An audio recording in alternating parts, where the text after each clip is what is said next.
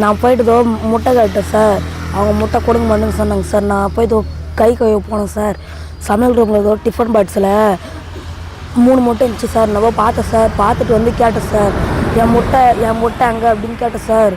அவங்க வந்து அப்படிலாம் கொடுங்க மாட்டேன்னு சொல்கிறாங்க சார். நான் அதுக்கு போய் எங்கள் அப்பா கிட்ட கேட்டேன் சார். நான் வீட்டுக்கு போனேன் சார். எங்கள் அப்பா இல்லை சார். அப்புறம் வந்து பார்த்தா அடிக்கிறாங்க சார். தொடப்பாட்டு இல்லை, தொடப்பக்கட்டை வேறு எதாவது அடிச்சாங்க? செருப்பால் வச்சாங்க சார். செருப்பில் வச்சாங்க, தொடப்பக்கட்டில் வச்சாங்க சார். யார் அடிச்சாங்க ஒன்று? சார் அந்த உதவியாளர், அப்புறம் அந்த சமையல் ஆக்குறோங்க சார். சார் எங்கள் டீச்சர் வந்து எனக்கு முட்டை வாங்க சொல்கிறாங்க சார். கட்டாயமாக நீ இப்போ அவசியமாக முட்டை வாங்கிட்டு வரணும்டா அப்படின்லாம் சொல்கிறாங்க சார். ரெகுலராக உங்கள் டீச்சர் வந்து உங்களை முட்டை வாங்கிட்டு வர சொல்லுவாங்களா? சார். எதுக்காக அவங்க முட்டை வாங்கிட்டு வர சொல்கிறாங்க? அவங்க நாய்க்கு போடுறது சார்.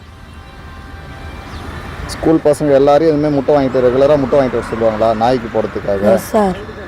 அப்படி முட்டை வாங்கலான்னா அவங்க ஒன்று என்ன பண்ணுவாங்க? அடிப்பாங்க சார். ஓ, அதுக்காக தான் நீங்கள் முட்டை வாங்கி கொடுக்குறீங்க டீச்சருக்காக? உங்களுக்காக நீங்கள் முட்டை வாங்கலை சார்? நானும் சாப்பிடுவேங்க சார் வாங்கி.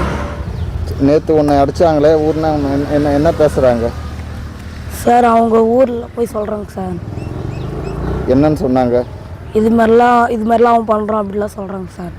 ஒன்று அடிச்சிட்டோன்னா உங்கள் அப்பா அம்மாட்ட போய் சொன்னி அதுமாரி அடிச்சுட்டாங்க, என்ன சொல்லாலே அடிச்சுட்டாங்க சொன்னேன் சார்.